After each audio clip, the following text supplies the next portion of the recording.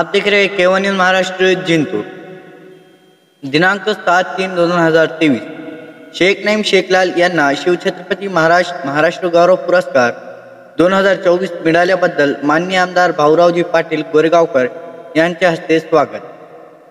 संजीवनी foundation Maharashtra राज्य सिन्नर जिल्हा नाशिक या बहुउद्देशीय सामाजिक संस्थेच्या वतीने हिंगोली जिल्ह्यातून सामाजिक क्षेत्रात उल्लेखनीय कार्य केल्याबद्दल शेख नईम शेखलाल यांना शिवछत्रपती महाराष्ट्र गौरव पुरस्कार 2024 ने सन्मानित करून सन्मान चिन्ह गौरव पुरस्कार देण्यात आला।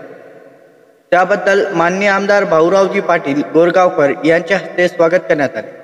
यावेळी हिंगोली जिल्हा काँग्रेस कमिटीचे जिल्हाध्यक्ष दिलीपरावजी देसाई, युवा नेते रणजित पाटील, भास्कर बेंगाळ, दाजीबा पाटील, भैया देशमुख, बाजीराव इंगोले, रंगनाथ पाटील, मोहम्मद मुसा भाई, चंदू लाडिये, भगवान खंदारे, मदन शेडके, चंद्रकांत हराड, काँग्रेस आउटरीच सेल युवक जिल्हाध्यक्ष शेख नौमान नवेद नईम फेरोज, प्रशांत बाहेती, अक्षय डाकोरे आदी उपस्थित होते।